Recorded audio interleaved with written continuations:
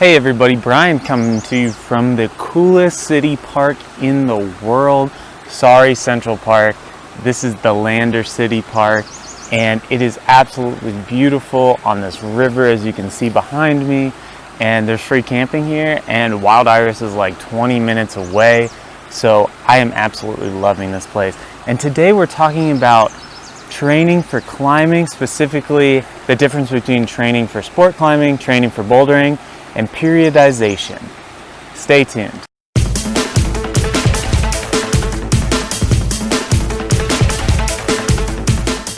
If you like climbing hard stuff, consider subscribing because that's all I talk about. I've been beyond stoked with how many kind and genuine comments I've been getting on this channel. I do appreciate you helping me out. And if you want to support me, I started a small t-shirt line. You can find the link in the comments below.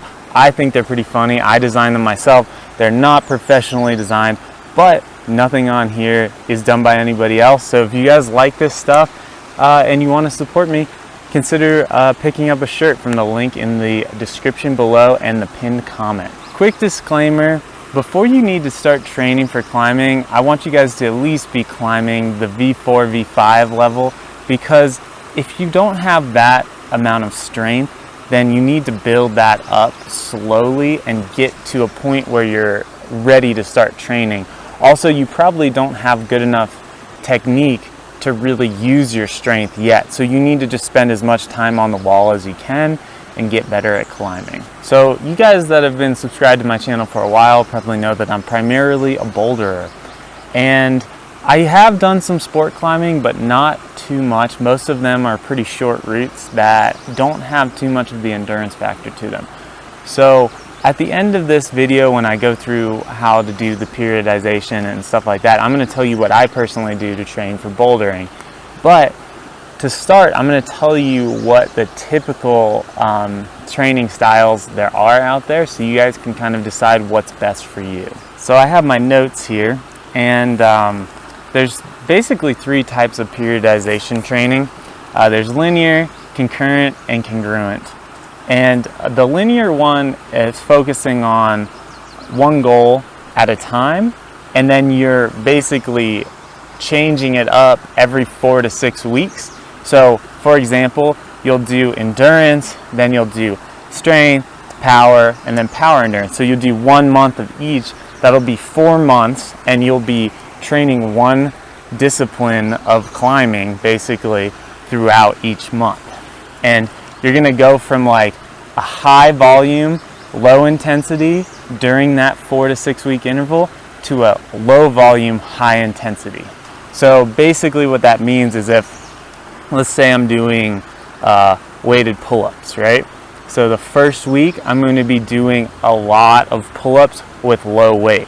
And on the last week of the training cycle, I'm going to be doing a very small amount of pull-ups with a lot of weight. So this is good for more people just trying to generally get better at climbing, and also trying to train for like a trip or something like that.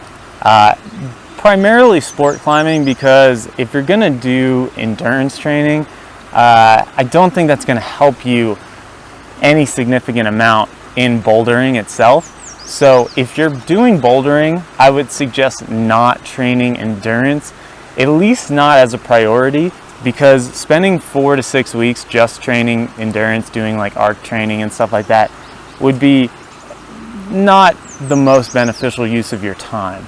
So if you're doing sport climbing, you can do that, and I think it will help you out a bit. So the second type of periodization training is concurrent training, and this is where you're training everything at once. This one can take a lot, and it can be pretty taxing on the body. So basically what you would do here is train maybe power on Monday, strength on Tuesday, endurance on Thursday, and power endurance on Friday. And you would do that for 4 weeks, and you would go with that low intensity, high volume to the high intensity, low volume during those 4 weeks, and then you'd make tweaks and go back and keep training that. This is going to be beneficial for people that can only train for maybe a month or two at a time, because like I found myself, you know, with the season, outdoor seasons, I don't really end up training in the good seasons where I live or where I am at the time. So this is a good style of training for someone that's trying to get everything in at the same time. So the third type of training is conjugate training, and this is the type of training where you're doing concurrent training, but you're focusing on one specific discipline of your training. So for example, if you were a boulderer and you wanted to do this style of training, you would do maybe 2 power sessions a week, 1 strength session and 1 power endurance session. And then in week 2, you might do 1 power session, 2 strength sessions, and 1 endurance session. So you're getting everything, but you're really focusing on the power and strength.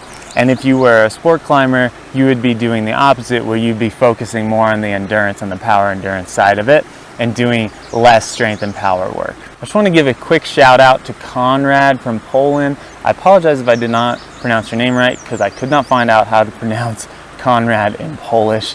But thank you very much for suggesting this video. And guys, I just started a Discord server. You can find that link in the description below. Get on there and make video suggestions for me. I love to hear from you guys, and it's a nice little chat that we can all talk about it together. It's brand new, so there's really not anybody on there at the time that I'm recording this, but I want to get some of you telling me what you want me to talk about, because you guys are the ones I'm making my videos for, so your input is super valuable. All right, so now that I've told you how to do all this periodization training, I'm going to tell you the one tip that I got that helped me climb my first 8A V11 boulder, and that was just focus on one thing.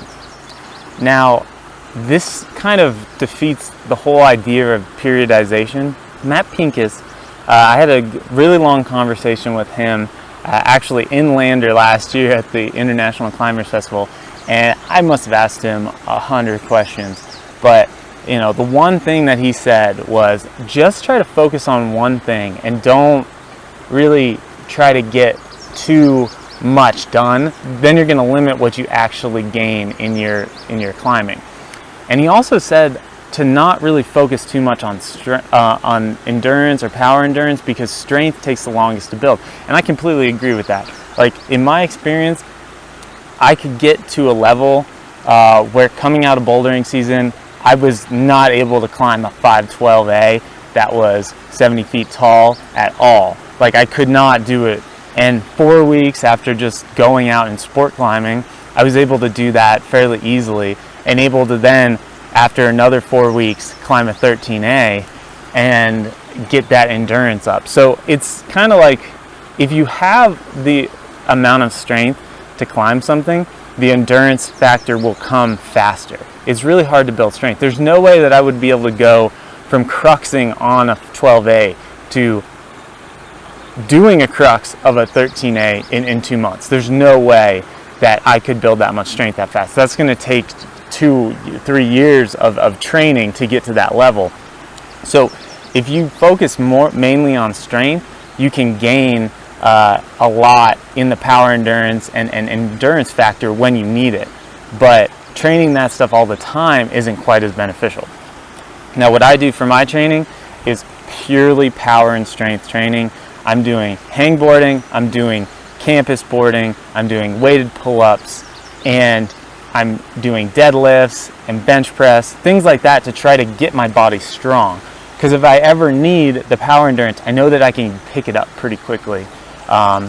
So I'm not saying don't train power endurance, but what I'm saying is focus on the strength, because the power endurance can come quickly, especially if you have the strength already. That's why I think focusing on strength and power is the most important thing, and working that in to your training is paramount. And if you don't have that, you will never be able to climb the hardest thing, because there always is an amount of strength required to do it. Because climbing is first and foremost a skill sport, and secondly a strength sport. So you need to be strong, you need to be powerful, and then you can put that power endurance to work by working on that after you have the strength.